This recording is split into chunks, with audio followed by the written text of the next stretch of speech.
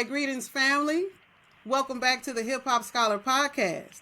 Tonight on the podcast, we welcome a creator whose art is not merely expression, it is transformation. She is a singer, songwriter, performer, producer, storyteller, director, and visionary, whose voice, whether spoken, sung, or shown through film, carries the power to heal, to confront, and to set free. Most know her as Evrgreen, the artist whose music is rooted in growth, renewal, soul, and perseverance. Her artistry reminds us that what we water will grow. And even through life's storms, there are leaves that refuse to fall. But tonight, we are engaging with the brilliance of Thembi Joy, the producer, writer, and creative force behind the compelling short film, The Only Way Out. In this film, Thembi Joy invites us into the interior world of a woman who has survived domestic abuse, yet has not yet survived the memories of it. She walks, she talks, and she moves through the world as if the past is behind her, but inside, she is still fighting battles no one else can see. It is during what seems like a simple coffee date with a friend, a moment of comfort, connection, and truth, that she discovers a painful yet liberating realization. Healing does not begin by running away from the trauma. It begins by acknowledging it exists. The Only Way Out is not just any film. It is not just a story. It is a mirror. It is a lifeline. It is a reminder that survivors deserve more than silence. They deserve their voices back. So tonight, we honor the strength it takes to create such work. We honor the bravery required to speak what many feel but cannot say.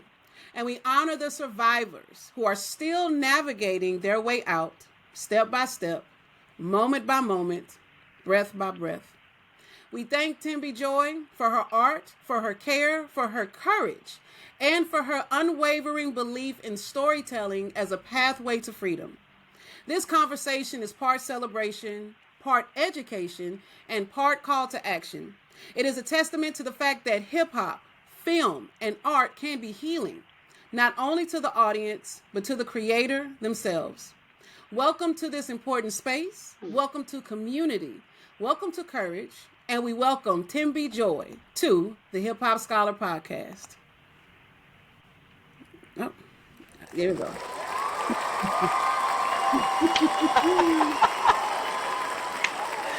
That is so fun. I love the applause. Thank you. Thank you, everyone. No, it's so good to be back. Thank you so much for having me. Oh, yes. Welcome back. And Thembi Joy? I'm excited. I hope I pronounced that correctly. Thembi? Yes. Yes, you did. Okay. You did. Yes. Thank you. The H, Americans, y'all don't know. The H is silent. I have to tell y'all. That hasn't been the worst. So my full name is Thembi Joy, and I have a memory of being in school. So my maiden name is Wanyika. So I was always at the end of the roll sheet. So whenever there was a sub or the first day of school, it would always be like Thembi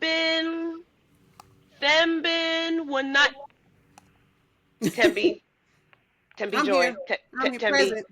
Oh, right. So when I tell you you're fine, you're good, yeah.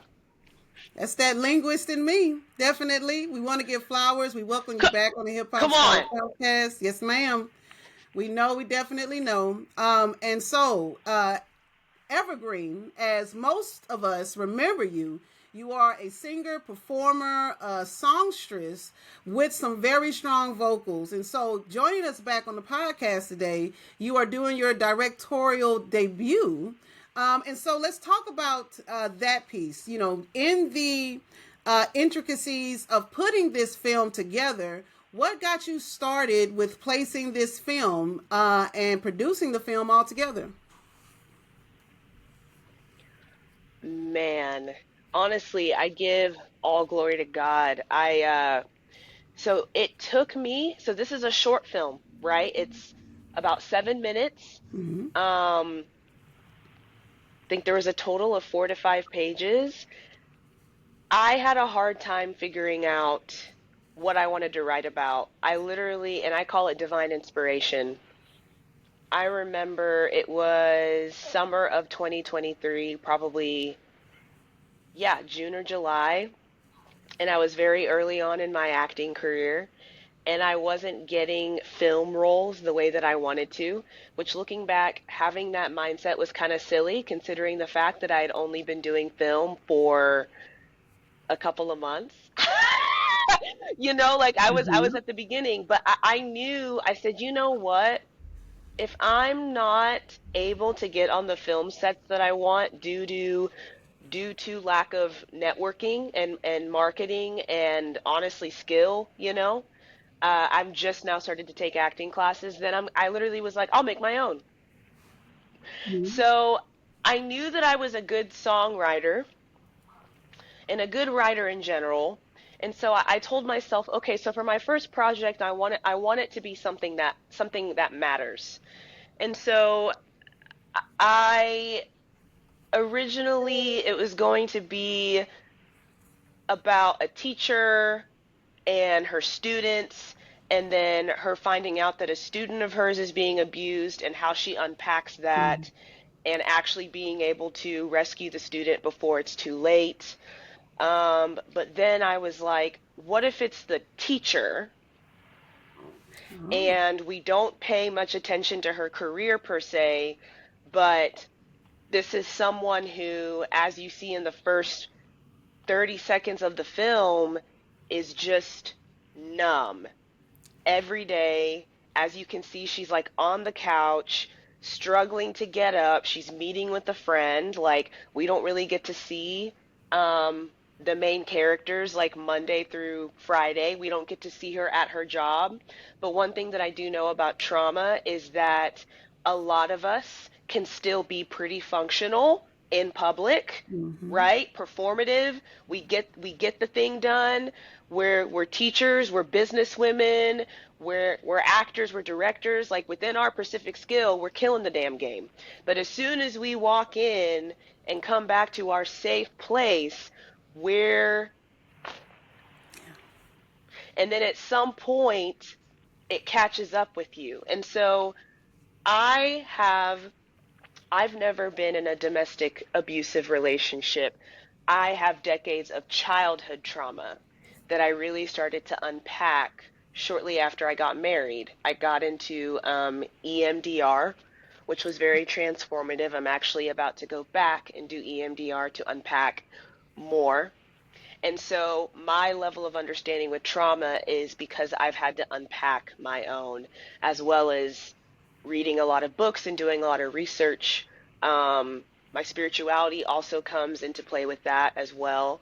Um, but once I kind of honed in on the idea, I remember thinking to myself, I really want to show what it looks like to be out of a situation, to be safe, but to not feel safe. I'm not going to name the movie because it's a pretty big movie, but I saw a movie fall of, yeah, fall of 2023 with some Mm-hmm. friends, and it was about a domestic abusive relationship. And the movie ended very happy. She told her husband, I want a divorce. And then at the end, she reconnects with like her first high school crush from high school. And then the film alludes to there being the beginning of that relationship. Now, I had a friend who, when I was teaching a voice lesson, expressed to me how much she hated that movie. And she told me because the ending is not accurate.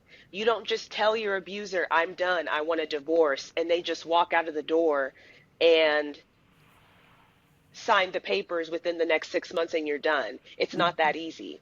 And Right. so in my mind, I was like, this film does not portray the psychological, emotional, and physical struggle in prison that trauma puts you in, even after the fact. Mm-hmm. Mm-hmm. I want to write something and show something that depicts that. Because in my mind, I was like, we don't see a lot of that. There are a lot of movies where we see the struggle, right? But I could be ignorant when I say this. At least for me, I haven't watched a lot of movies that show the prison that trauma puts your body in, your mind in, to where it's hard for you to function. Yeah, maybe in certain environments, you're performative, it kicks in, you're able to get what's done if you're working, but like hanging out with a friend, leaving the house to go see a movie, even taking a shower, trauma locks you up. Mm-hmm. And I wanted to depict that. And so I remember this is January of 2024.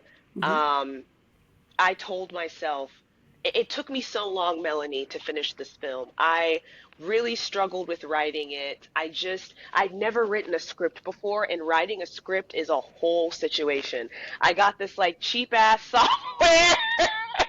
It's called Fade. For those of you that want to write movies but don't have money to get Final Draft, which is like the actual like script software that like people use, get you Fade. Okay. If you want to write more than 10 pages, you gotta pay the fee, but it's worth it. It's worth it. So it was hard writing a script. Like it was hard figuring out all the different headings because you write a script, scene one, you put like whether that character is inside or outside. Like there's so many different things.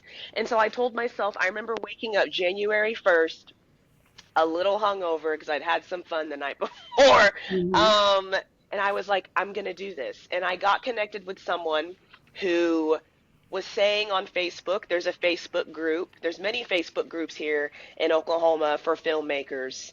And I just put that I was looking for someone, an editor for my film. Melanie, mind you, the script wasn't even done yet. So I was a little proactive, and maybe not in a good way, but it worked out. And so this girl commented, and we ended up getting on a call. And I basically told her the heart behind the film. I asked her what her experience was, and she was down. So, editor, check. And then later on that week, I went to a kind of a gathering that meets here once a month in Oklahoma City and in Tulsa. And it's the Oklahoma Motion Picture Alliance. So they talk Okay. about kind of the business side of things, information about um, funding and stuff like that for Oklahoma and how you can get funding from your films, kind of giving general updates on, you know, kind of just like the business side regarding like making films in Oklahoma and where they're at and how they can get more funding to people in order to continue to keep the industry alive here because Oklahoma is becoming a little bit of a hot spot for filming. And I brought the girl who would end up being the main actress with me. I met this guy named Marcus who ended up being the cinematographer. I did my little extrovert thing where I talked about who I am and what I was doing. And he followed me on Instagram. And originally, I thought he was just going to like my music, but he expressed how he wanted to help me out with the film. So that started me sending him the script. He read it, he liked it. We talked about making some suggestions to where at the beginning of the film it's not super obvious what's going on, because if I were to just send you the film without telling you anything, in the first couple minutes you'd probably sit there and be like, what's happening? You know what I mean? Mm-hmm. So Mm-hmm. originally how the script was going to go is that from the very beginning I was basically going to tell the audience through, you know, the script and the dialogue that this is a domestic abuse survivor. So he helped me make it to where he kind of threw some ideas at me and he helped me make it to where it was a bit more mysterious, to where as an audience member, I'm kind of taking you for this emotional ride. And so then I casted the characters. Um, I made a call to the sound design person, Harold, and he was very interested and he agreed to do it. And as things started piecing together, that's when I began to see that God was blessing this project, because this was a very low budget film. I had very minimal resources. And these, as you saw, the film's amazing. And that's not just because of my writing and because of my acting. The main actress, Christina Garcia, did such a beautiful job. All of us on set were like that was her first project and she did an amazing job, and I had a hunch that she would do good. And then The cinematography, the film visually is gorgeous. The sound design, the sounds that you hear in the coffee shop, like some of that is real and some of that is added in. Like this film was a collaborative effort.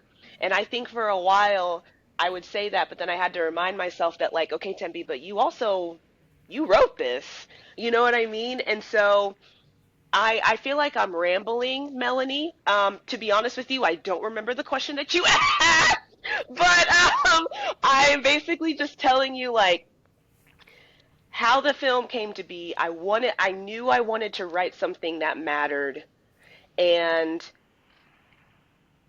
I, as time went on, I wanted to show the physical manifestations and ramifications of trauma. And then I took the experiences from friends that had told me about their previous relationships. And I took those experiences and those stories. I took my experience with trauma. I took the movie that I saw that I kind of was disappointed in regarding how much they made it to be like, at the end of everything, it's just, unicorns and rainbows. And I Mm-hmm. mixed that all together. And I believed in myself and I trusted God, and God led me all of these people with amazing resources and talents and gifts, and we made something gorgeous and impactful. And a lot of it was skill that I had no idea. I tell people this, I did this with no experience. Like I said, I'd never written a script, I'd never directed. I went off of YouTube videos. The cinematographer Marcus, he guided me a lot on all of that stuff, even the day of when it comes to like what you say before you say action, Mm-hmm. camera speed, all of that different stuff. And so this confirmed that there's another facet of my calling, but it also confirmed the very truth of like when you are obedient and when you just step out and do something because you believe in yourself and you're stepping out in a gift that God is giving you, He will bless that. It just takes a lot of faith and a lot of dedication and a lot of belief in who you are, what you carry, and what you believe you have to say. What you need to say, what you have to say to the world through whatever art medium you have. And for me, lo and behold, it was film. My guests never ramble on this podcast. I am an active listener, and I absorbed everything that you shared, and you gave a most brilliant, perfect answer to my question. And so, starting with your experience as an actress and with the challenges of getting a role through your auditions, and then transitioning to create your own success, where you weren't able to network to get an acting job, then you created that, right, for others and were able to network and everything. That is a beautiful thing to hear and to see in action. Not just you making something, but creating something quite extraordinary. With that EMDR, that hip hop connection, the rapper Little John, he was able to get off of drugs, get off of alcohol, because he was able to face his demons from his childhood and such through EMDR. So that is a very powerful message in the power of therapy, the power of reflection, and into wanting to make yourself better. Uh, Also, when we think about art, the fact that your film isn't derivative, you wanted it to be something specific. You wanted to share a message of reality, not of the unicorns and rainbows. You wanted to give a real life understanding in a very short microcosm of the life of someone who is not only their victor, former victim in domestic violence, but still carrying the weight of those memories. And I distinctly remember in there, you're saying it's not your fault, and that chilling scene when she's laying on the bed with the Bible on the phone, and you're like, I'm on my way. I'm on my way. And so all of those nuances and those details, speak so loudly in the movie because of your wanting to make this film in such a perfect way to share an imperfect view of the reality of a victim that is victorious over domestic violence. It doesn't look that way, but it does take a process. There's a process to everything. Process into creating this story, a process into putting the story together. Because, like you said, on January 1st, 2024, that's when you said, you know what, I'm going to do this. I'm going to find a way. And you did just that. So, that confidence, since this is your first film and it is successful, you have a limitless voice when it comes to creating this. And this begins your legacy as a filmmaker. And so to talk about the actual film itself, you talked to us about the process in creating it, placing this team together. Shout out to Miss Garcia, Christina Garcia. That's your the actress, the main character. Yeah. Man, shout out to her because Yeah. I would have never Yeah. thought this was her first time on film at all. She really captured the essence of being numb Right. and being reflective and being not learning to be blameless. Like, she's taking so much responsibility in whatever happened. It's like, me being the audience, like, what else happened? What happened? Like, we want to know more. So this might have to be part one, Thembi. You may have to decide about part one or looking into creating more films of impact. I love that idea of the teacher and the student, and then the teacher themselves going through it, because it's always men and women of power that seem to be placed in these domestic abuse situations. And, to capture that Mm-hmm. and to, really make it not vague. You made it very specific, but you also made it to where this could be in any town, in any city, any person, any coffee shop. It Yep. just made it so relatable and so Yep. connected. So, with this film, the film explores the inner life of a woman who hasn't healed from a past abusive relationship. So, why is now the right time to share it with the world? Why did you choose at this moment to introduce and to showcase this to the world? Because we still don't talk about it. I mean, okay, yes, we talk about it as in, especially people from, my generation or whatever, we love talking about how we're in therapy. We talk about it on social media. Like, I've met people in coffee shops or at events that casually mention that they're in EMDR or DBT or like other child DBT is not trauma-based therapy, but other forms of trauma-based therapy. The thing is, though, is that we talk about it a lot and there's more awareness. However, I don't think a lot of people realize the extensive effects of trauma in your body and how that affects your day to day and your psyche, your emotions, how you relate to people, um, how you proceed forward in romantic relationships, how you um, mother your children, or if you're a dad, how you father your children or whatever. Like, it affects everything. Your experiences in the past are your origin story, right? They're part of, they shape, you're not defined by the events in your life, especially the mistakes that you've made. They do shape who you are as a person and how you perceive yourself and how you perceive the world and other people. Mm-hmm. And so I felt like this film was needed because a lot of people are walking around prisoners. Use that word a lot because that's how I see it. You're behind a jail cell and you're stuck. You're not going anywhere. And how I view it is that you have the keys, but you're stuck and you don't know how to use them. I hope that makes sense. That may not make sense to some people. Because the key is acknowledging that you're not okay, acknowledging that though it's been 3, 2, 4, 5, 6 years ago, though it's been a decade ago since that person was sent to jail, since that person's out of my life, since I was able to get out, I still wake up once a week with nightmares about how that person hit me. about how much they threatened me, about how that night I was this close to blank. I don't want to be too triggering for people that may listen to this.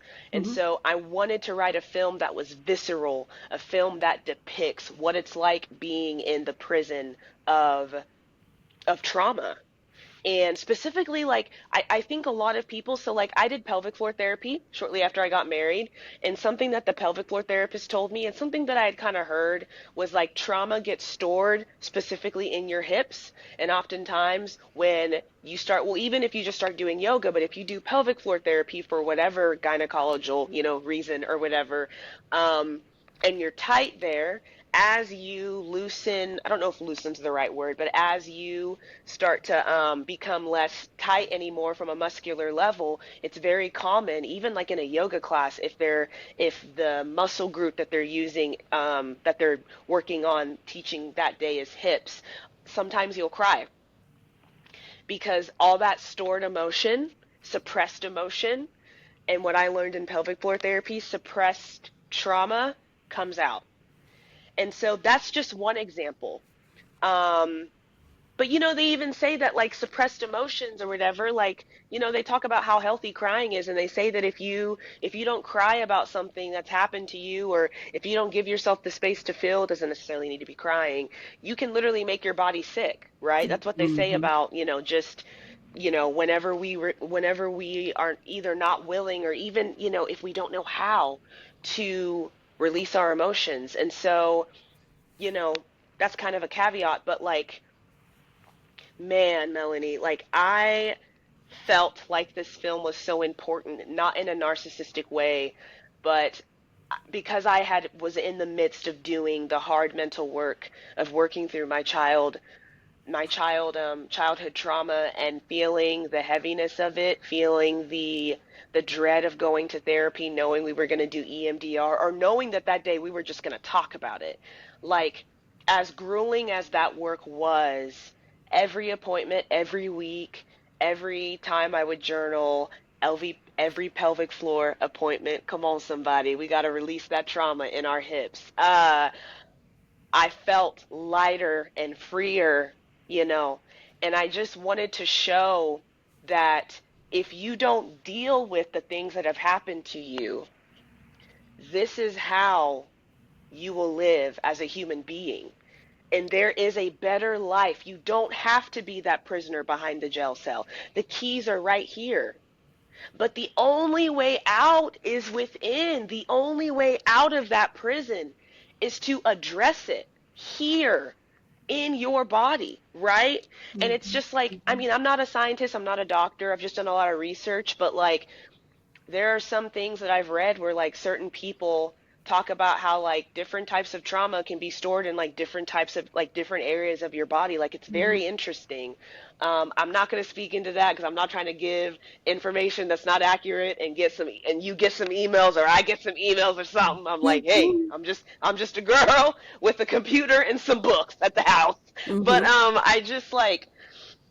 I just felt like this was so important because when I saw that movie that I talked about earlier and saw how happy the ending was, obviously for us survivors of trauma, especially survivors of domestic abuse, there is a life out there for us. There is a life, I don't want to say us, but you know what I'm saying. There is a life out there for people where you can be free and happy.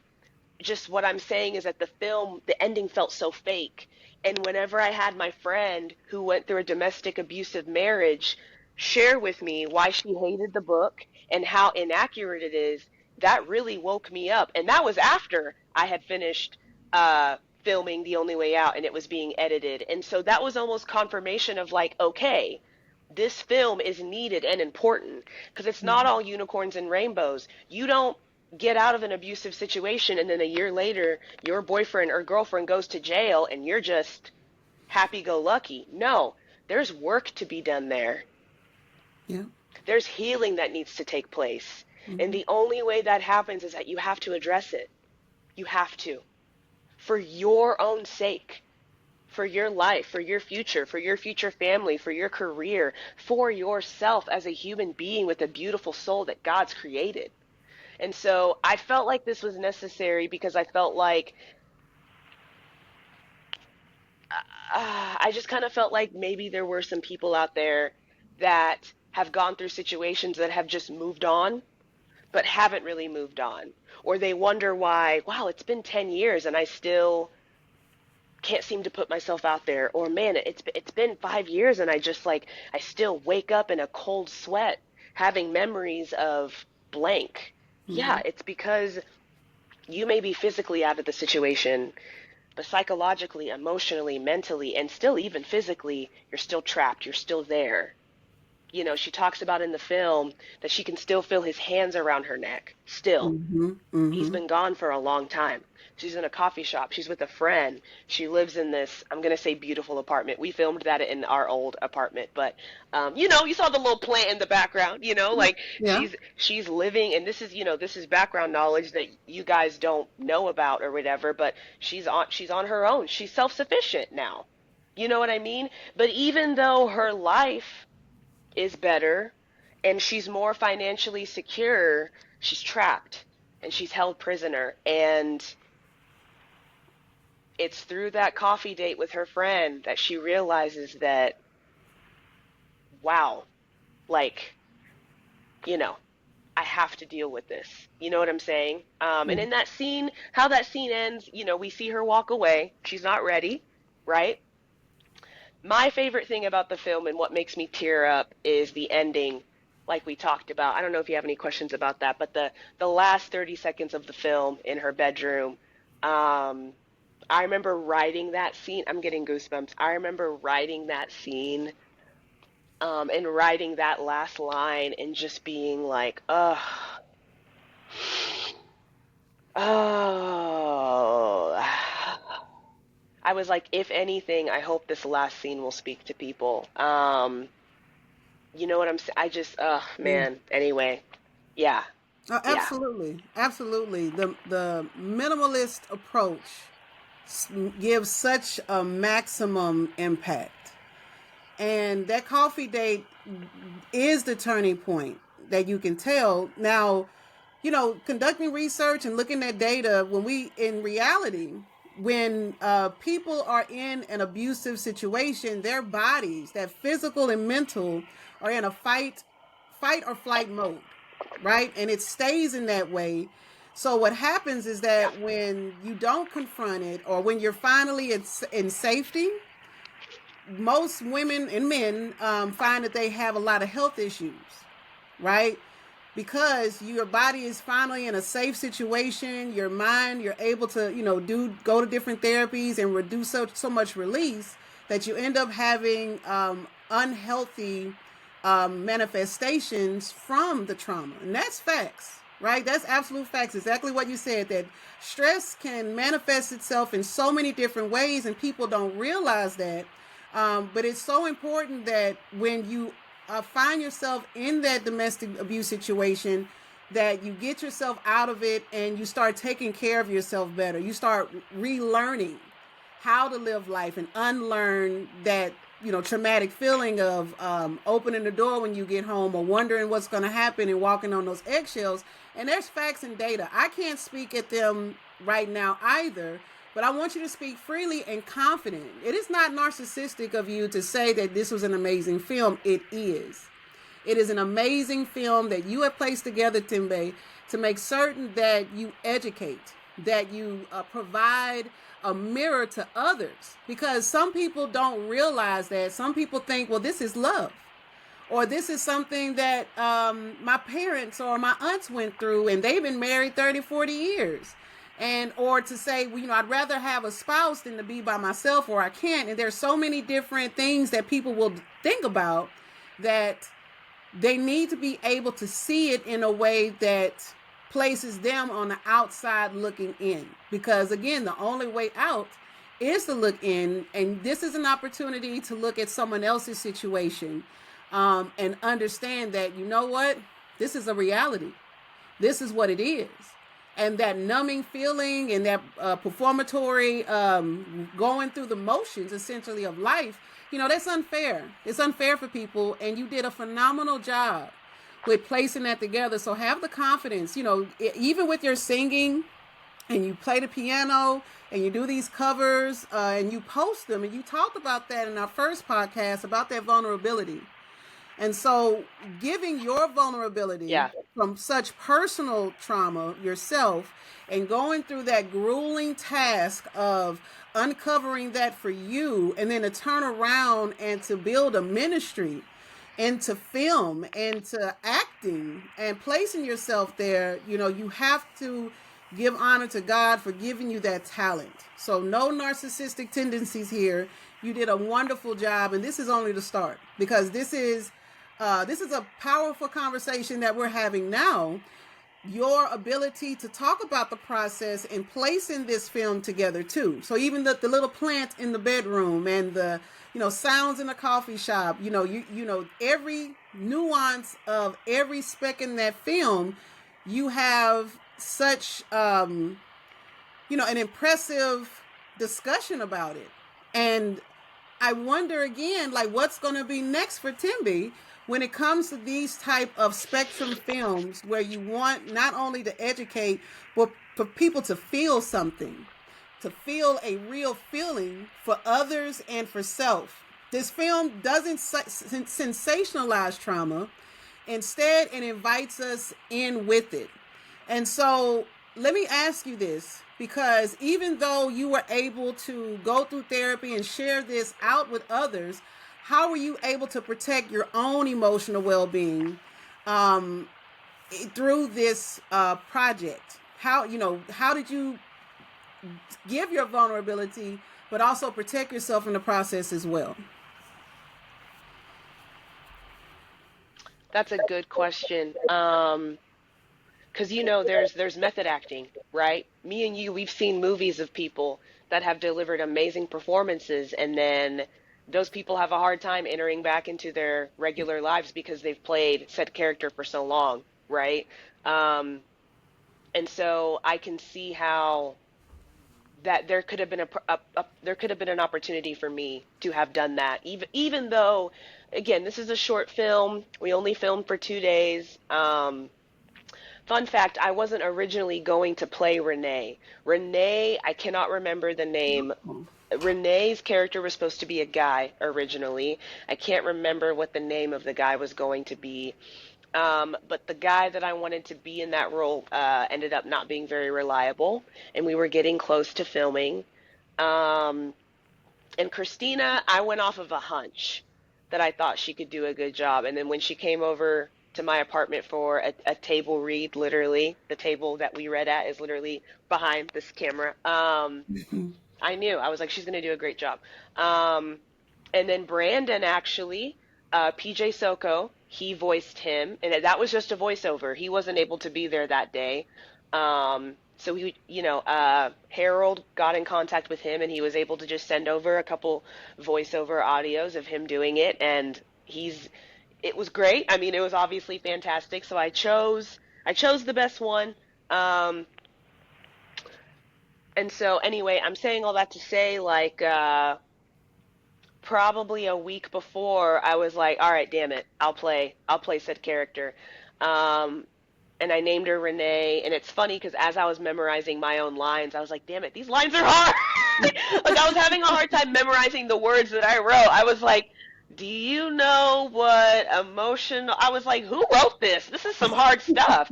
Because in the coffee shop scene, I have the majority.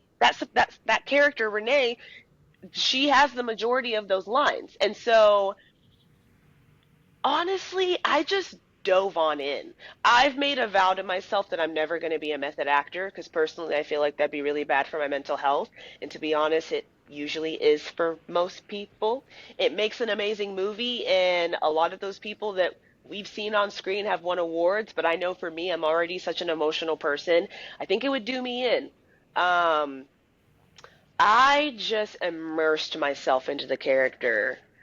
I I looked at it as if I was in real life confronting a friend.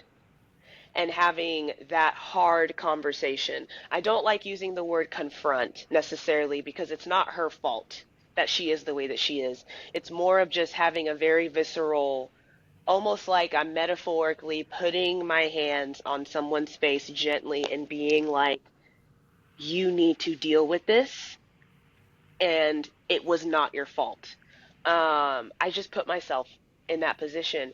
I can't necessarily lie and say that I haven't in the past have had not this type of conversation with someone who was actively in a domestic abusive situation, but I have had the conversation with just people that have cycled in and out of my life um, about how they should get help.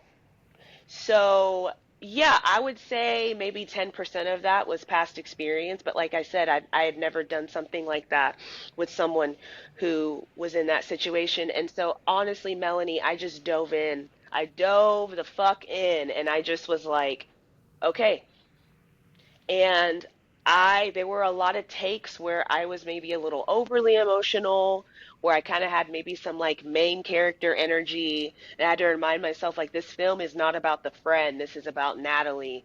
I think I just got really into it. But I also, something that I will say is, and again, it's a 7-minute film, so all these thoughts that I'm sharing are things that, the audience doesn't get to hear and see in the film, is the guilt, kind of the inner, the backstory that I brought to Renee. Even though I wrote the film, I went into it adding maybe a mental backstory that could fuel my acting, which is something that is kind of recommended sometimes when someone's studying a script or like a character. There's a book called The Work of an Actor. I can't remember the author, but I own it, and that was something that he talks about. But kind of how I saw it is Renee's meeting with her, and they have been friends for years, and Renee never picked up on what Natalie was going through at home. And so what I also brought into that dialogue is also the guilt of, man, I wish I would have known. Or, man, whenever we were all in the car and like he kind of raised his voice at her, I wish I would have checked in with Renee and asked her later on if that's something that happens all the time. So I brought in the guilt of like, I wish I could have helped her. I wish I could have rescued her, so to speak. Um, so I brought that in to that. And that also kind of fueled the dialogue. And that's what kind of helped me lock into Renee. One of the things that I was worried about was coming off as too aggressive in that scene, because Natalie's in a very tender place. She hasn't slept well. Renee could instantly pick up on, based on her order at the coffee shop, her getting tea, saying she hasn't slept well. Renee instantly knew that we're not in a good place. And one could argue and say, I say one, me, the writer, kind of the backstory behind that is that they've kind of gotten together, and there's been times where Natalie has kind of mentioned that she's not doing very well or whatever, and Renee's maybe kind of kept her mouth shut or whatever. But then also, too, something that I do know about people that are being abused, and people that are survivors of domestic abuse and abuse in general, is oftentimes um, it's easy to maybe even minimize what you went through, or to just kind of be like, it's in the past, I'm moving on, but you're unaware of how you're being as a person. And whenever you are made aware of it, you don't realize that it's because of what has happened to you. You know what I mean? Like just the lack of self-awareness, not in a bad way, but it's because you're in such a fight or flight, freeze state, like you were mentioning earlier. You just don't know. You don't know what you don't know. All you know is that something happened to you over months, decades, and years. And so one of the things that I was worried about was coming off as too aggressive. Um, but I almost love how, like, Renee spoke with conviction that it was not her fault. I almost feel like that needed to be a, like, wake up call. that it was not your fault. Because also too, there can be the guilt, you know, um, of thinking that it's your fault, thinking like, man, if I would have been better, if I would have been cleaner, if I hadn't had befriended that coworker when it was totally platonic, you know what I'm saying? I'm like, it's easy to put the fault on yourself. And so like making the film, that was also a big challenge, was being in it too. Like I couldn't direct myself. I had to have the feedback from the crew to direct me, specifically Bianca. Bianca was the editor, so she was there that night when we filmed the coffee scene. So I Mm-hmm. had to rely on the feedback of others. Um, so that was a challenge. I definitely, I don't regret it, but I will say that that made it hard, as well as the lines were kind of difficult for me to memorize. But I just kind of immersed myself in, and regarding protecting my mental health, it was therapeutic for me. Like I cried. Um, I just was just like, I don't know. It was I was Renee. I also brought in experiences from little Tembi, from the abuse that I suffered as a child. You know, I don't have a relationship with my parents now. And at the time of filming, I didn't have a relationship with my mom. I went no contact with her. So I was careful to separate the two just because I'm not a domestic abuse survivor. I just took the fact that I have suffered abuse, and during that time I was in EMDR working through my own shit. So I used that to make the conviction even greater, because I know what it's like to do the hard work and to come back from a therapy session and sit on your couch and cry for 3 hours because it was a lot. But then as time goes on, you're able to feel more safer in the world. You're able to enjoy life again. And I think Renee desperately wanted that for Natalie, and she knew the only way to get to that is addressing the trauma within due to the relationship, the domestic abusive relationship that she had been in. And so it was therapeutic for me, honestly. I think in the future, I am working on my next film right now, and I've gone back and forth on whether or not I want to be in it, because I mean, and this is coming from someone who's just starting directing and stuff like that. I've only been acting for a few years now. In my opinion, I think it's hard to write a film, direct a film, and be in the film, especially if you were wanting to be one of the main characters.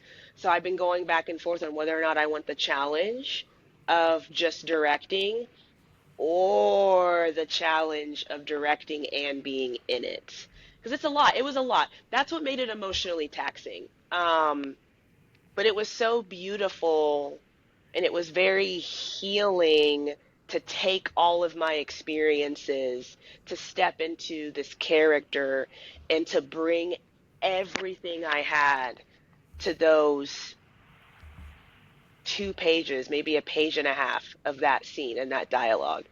So I think you did a great job being Renee, and because when Christina, what was Christina's name in the film? Natalie, just Okay. Natalie. All right. So Natalie. So when Natalie walks into the coffee shop, Renee is smiling big. She's like, "Hey," waiting, waiting, and then Natalie comes in, and then she asks about the tea, and you're like, "Yeah, the peppermint lavender. It's calming." Like you start to see when she's kind of unraveling. Like, wait a minute, something's up. Something's up. Yeah, the peppermint lavender is very calm. So I want to ask you, and that's I really wanted to ask this. So when she goes to order the tea, what does Renee write in her journal? What is she note taking in the journal? Yeah, I need to That's know. a very good question. Um, I'm just cracking up I'm always because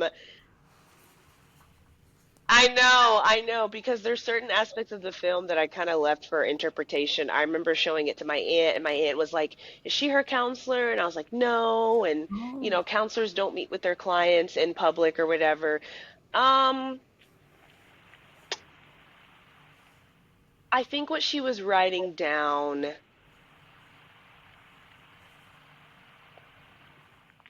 Oh, well, is I it? can tell you that what I was writing down, Mm-hmm.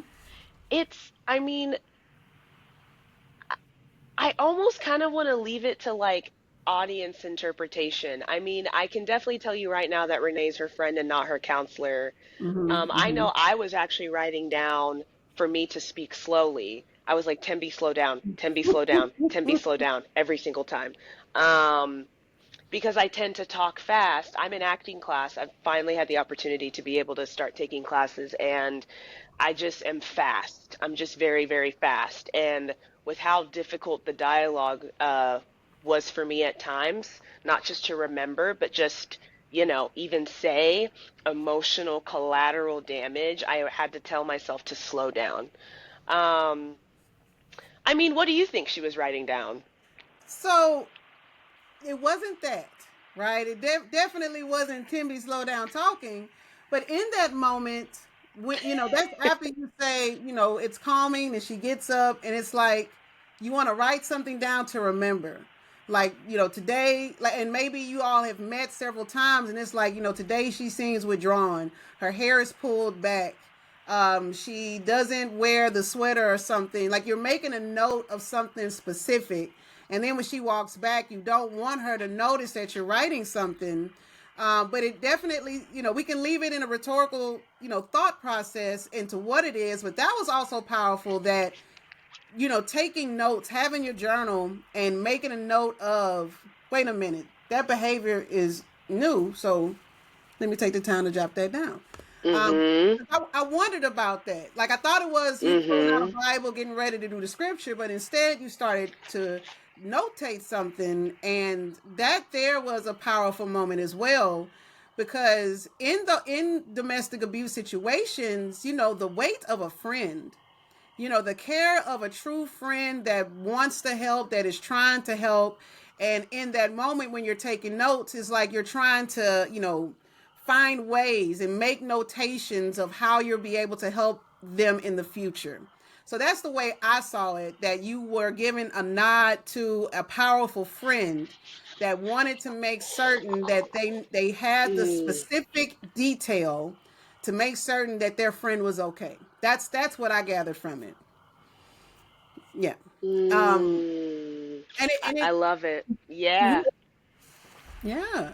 I think you did Renee beautifully. Renee was all jovial, and again, the and you could, of course, Natalie was the main character, but that support that you gave, like, you were there, and then on the phone, like, I'm on my way, and you're not even in there, but you're felt so much so. And maybe even most, I'm trying to, think back, like, how many actors write and direct their own films in a very serious genre. Most times it's like a comedy, or it's an action, something that is, you know, prepared for some type of triumph in the end. But very rarely is it something that is cynical and poignant, that reveals, soul searching type situations. And maybe you are unlocking a new path for that, and then because of the necessity of it. And I want to also talk about what you mentioned, that as you were writing this, you were listening to Mother I Sober by Kendrick Lamar, because you talked about how it helped fuel the emotional heart of the film.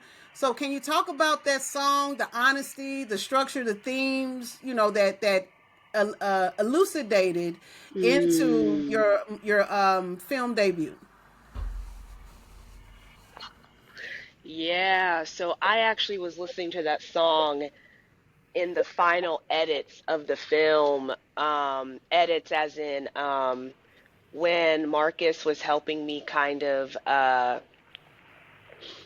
not just kind of help me kind of like clean up some things. Like I mentioned before, he helped me kind of make it more mysterious onto who Natalie is and what Natalie's going through. And so I remember leading up to filming, I wasn't sleeping very well. That was actually a very busy weekend for me. That Friday, I was an extra in a lifetime film here. I played a ballerina. Saturday and Sunday, we filmed the movie, and then Monday, I did my music video.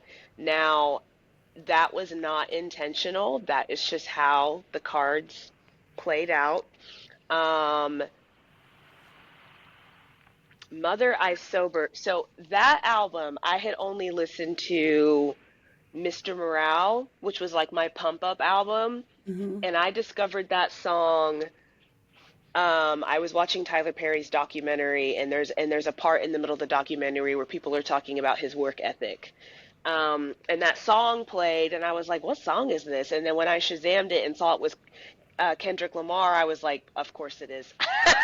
And Mm-hmm. so I remember like I wore that song out, and then one time that was like the only song on the album that I had listened to, and then one time I put the album on shuffle and was like, "Oh, this album is it's deep. This is really deep."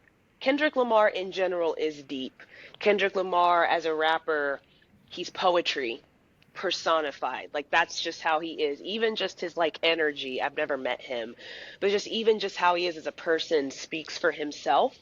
Like he doesn't even have to say a word, and you're just like, you know what I mean? Mm-hmm. Um, so one time I had the album playing, and Mother I Sober came on, and even just, I'm getting goosebumps thinking about it. Even just the piano interlude at the beginning, Yes. dun dun dun dun dun dun dun dun dun. Like it sounds like someone is, you know what I'm saying?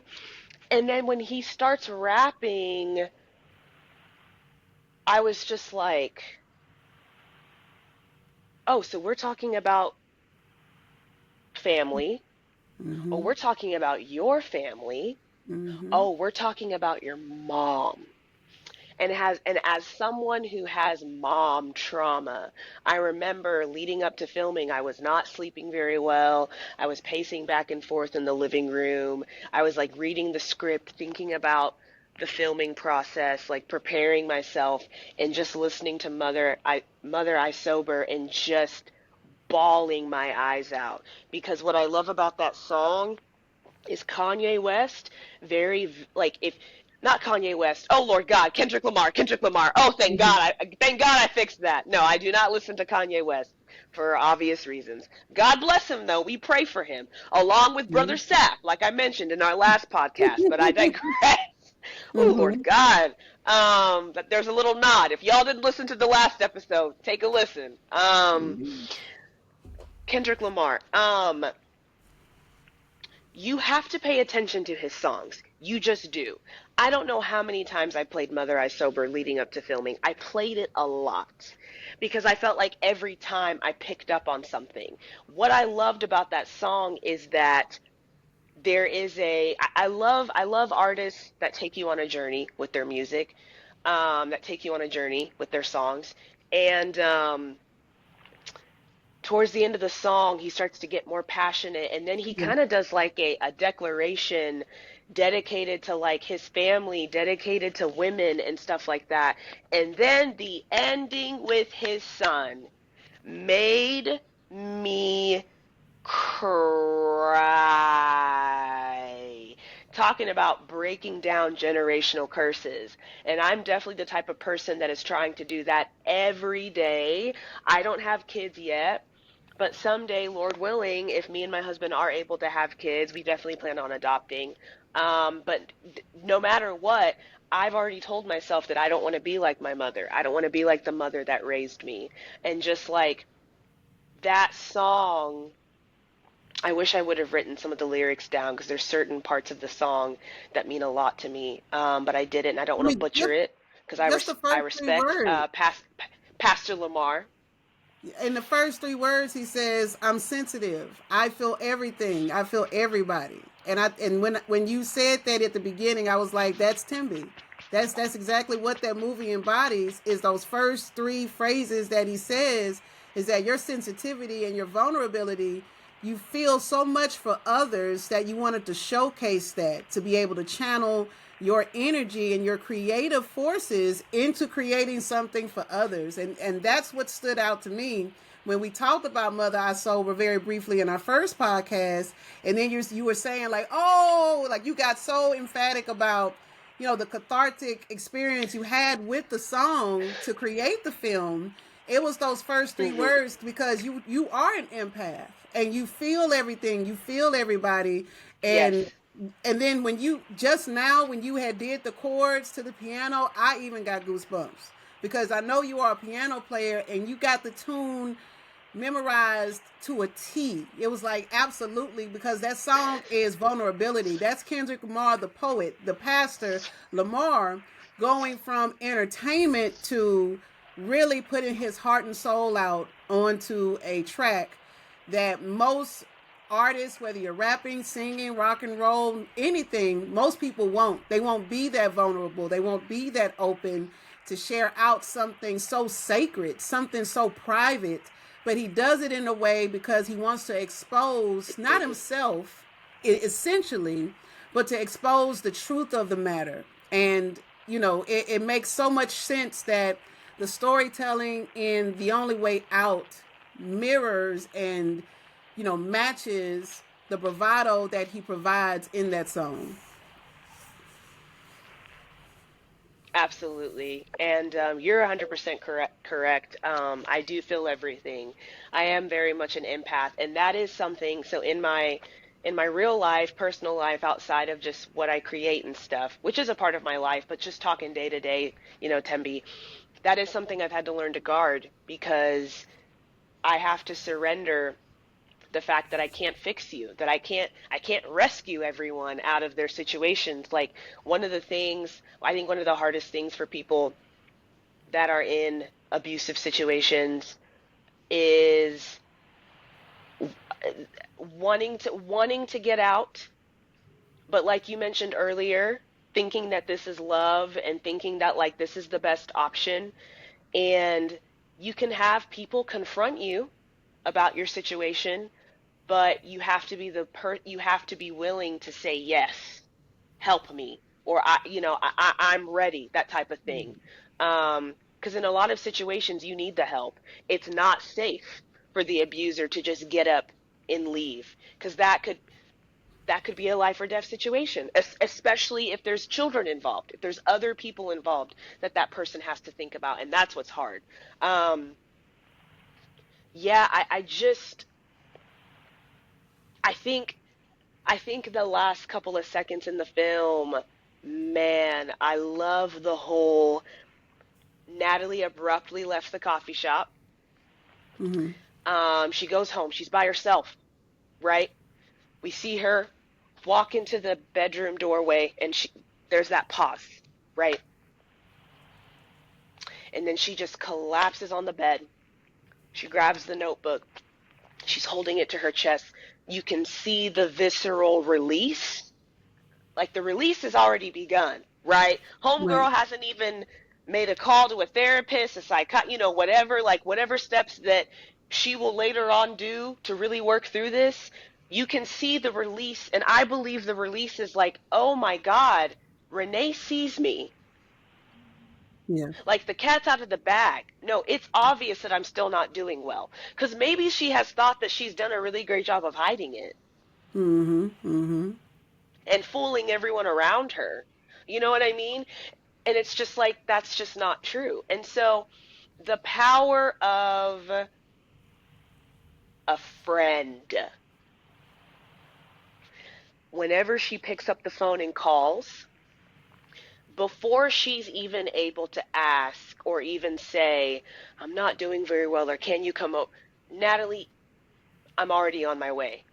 Mm-hmm. Whoo! When Mm-hmm. I wrote that, and when I knew what I wanted to do is to make it to where before she even is able to say a full sentence, Natalie to interrupt and be like, "I'm already on my way." I knew that that was going to be really powerful because while we can't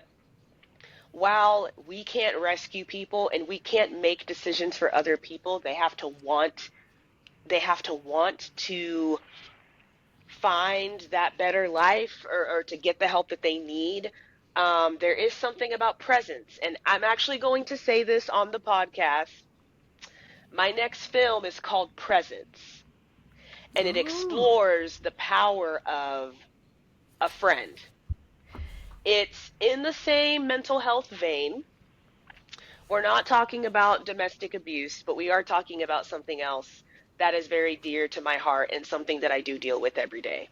That's all I'm going to say. Um, okay. but it's almost an extension of The Only Way Out. Different characters, different vibe. You know, we're not going to see Natalie again. I am just going to say Natalie is alive and well.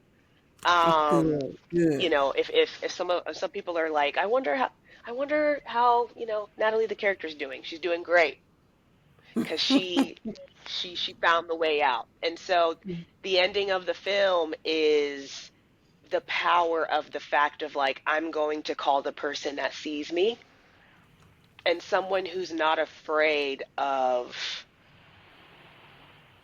what I'm about to deal with and how ugly that's going to be, you know. That's And right. so that's my favorite part of the film. I mean, I'm not going to lie. I've rewatched the film so many times and I pick a favorite part every time. Mm-hmm. Um, but as I re-released it on YouTube a couple weeks ago and I was watching it just to make sure that everything still looked good, that I was uploading the right version, because there's many different versions in the filming process. Um, that last minute, whoo, just is so powerful. Because I know for me, there were times in my life where I felt really alone. And even though some of these people that I'm thinking of are not in my life anymore, I can think of the people that were there as I was unraveling. And I just will never forget those people. The power of presence. You Yes. don't have to know exactly what to say. You don't have to necessarily even have the proper resources at that time. The first step, or maybe the only step, depending on who you are and what you know and what you don't know, is just being there. It's the presence. It's the presence of you that can be so healing. And one of the most powerful things, and it's so simple, but one of the most powerful things that I think us as survivors, people with domestic abuse, people that suffered from domestic abuse in the past, one of the things that we need to know is that we're not alone.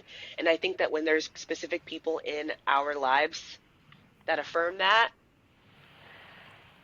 it is a huge part of our healing process and a huge part of us being able to find and discover and embrace a beautiful life, um, where we're free to love, free to be, free to explore, free to express, um, where we're safe, confident, secure, and knowing that when those triggers come, we have the tools because we've done Mm-hmm. the work. Um, and we know what to do. We know what resources to have on hand, a therapist, psychiatrist, whatever, you know what I mean? Like it's just a beautiful life is available and possible for people that have gone through abuse. You just have to address what happened in order to fully be. I don't know if it's possible necessarily to fully be free, necessarily. I want to be careful in how I explain all of this. Um, However, I do know that you can go through decades and decades of trauma and still have a beautiful life. That I Mm. do know, and I am a testament to that. And I have friends that are a testament to being in domestic abusive marriages and relationships, and 10 years later, being married, being with a partner, having kids, in their careers. Their life looks nothing like the life that they had gone through, and they had to do the work to address it and to find that freedom. So it's possible. It is absolutely possible. And as the director and producer of this, for you having a strong desire for your audience to feel free, whatever free means and looks like to others, that's the desire that you wanted as a director. Not to entertain, not to get likes, not to, get commentary, but for people to feel something, to feel free, to understand and give that nod. And I love how you spoke about the presence of a friend. where they may not have all the answers, they may not can, give you agency of self, but they can be there for you. There's a lot to be said of the friends of victors that overcome domestic abuse and all types of abuse, to be there when you get to that other side. And you did a phenomenal job. I'm so excited for your next project and the projects to come. And you yielding to God's voice and creating this ministry. I thought that at the end of your film, The Only Way Out, I thought that was the Bible that she held on to, that she pulled out her Bible and placed it on her chest. I didn't know it was a journal or a journal of scriptures of some sort, but it was something sacred that she held on to, and you reminded that of her when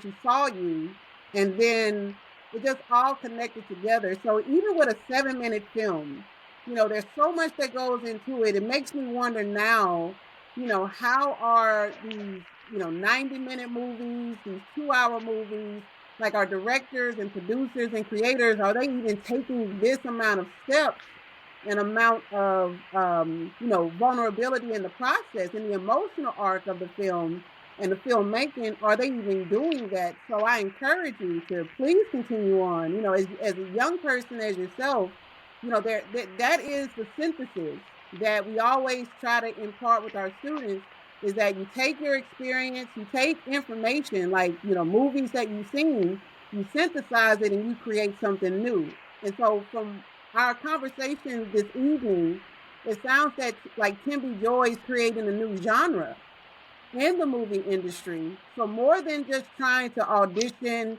and be a part of something, you are creating something new that others will be a part of, because they'll be able to be impacted by it.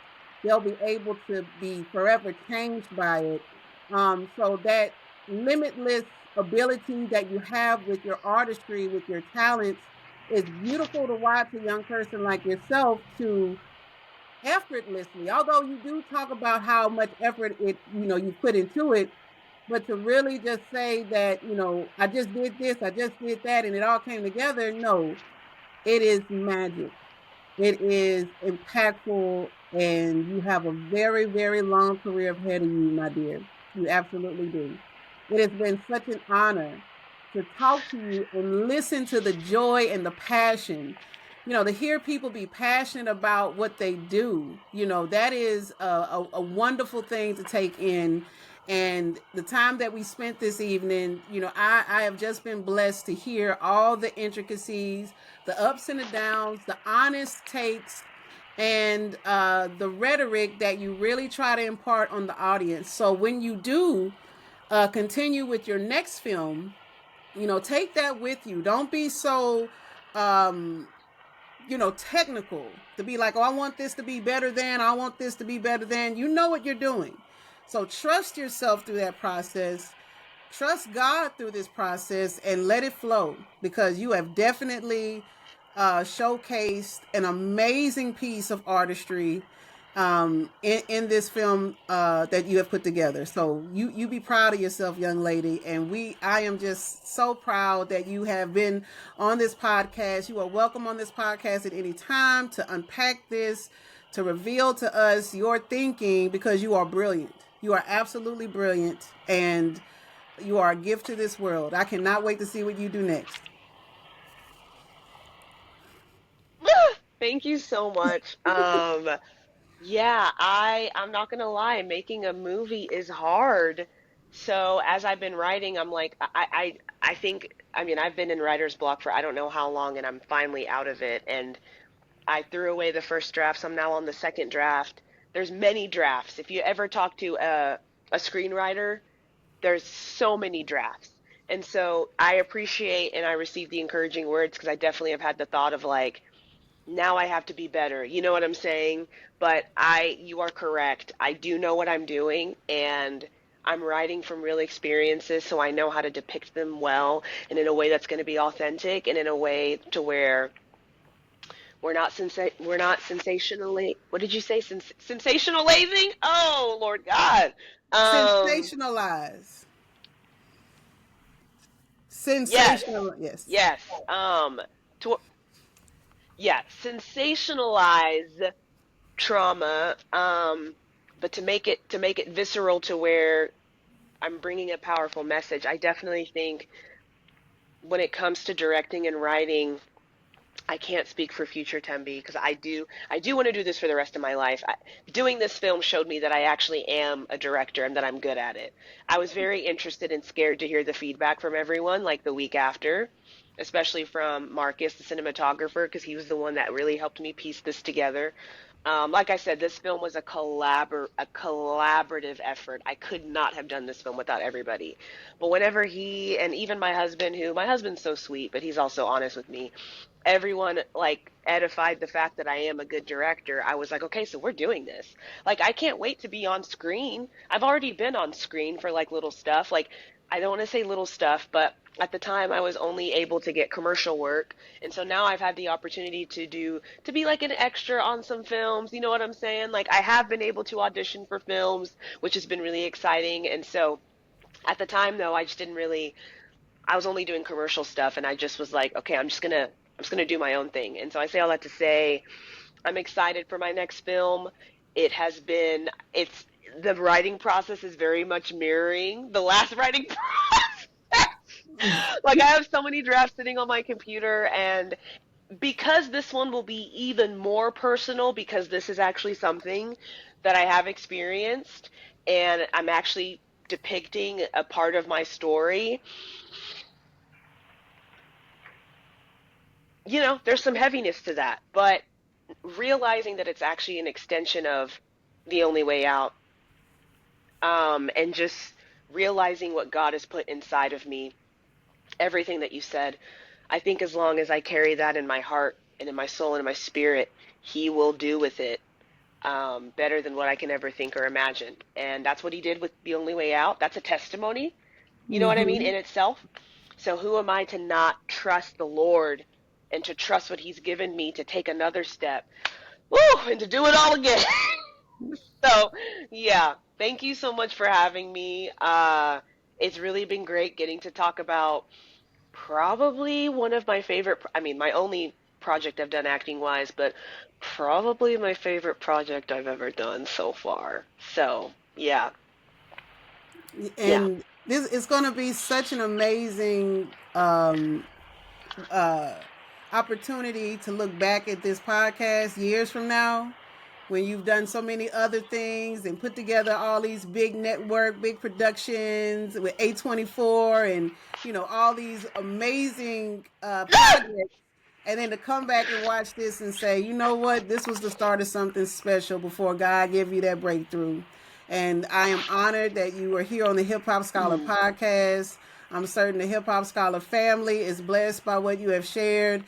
We will continue to share the movie and support you through that and welcome you back again and again and again as you go through your artistry and your talents as a director, film producer, singer. I mean, what can't you do, my dear? What is it that you can't do? For real. I All right. can't paint and I can't draw. I'm gonna tell you that right now. But you can So yeah, but network. thank you. You can network though. You can find some team members because that cinematographer, I girl, can. the cinematographer, the actors, the everything that you placed together, you couldn't tell me that wasn't a multi-million-dollar put together movie. I know what it means by low budget, no budget, but that was definitely an amazing first. And you got some greatness coming and continuing in Yeah, the future, young lady. So on the Hip Hop Scholar podcast, I thank thank you. everyone for joining us. Y'all stay tuned for Thembi Joy, and better known as Evrgreen. I'm Melanie, the Hip Hop Scholar. We will see you on the next installment. Peace.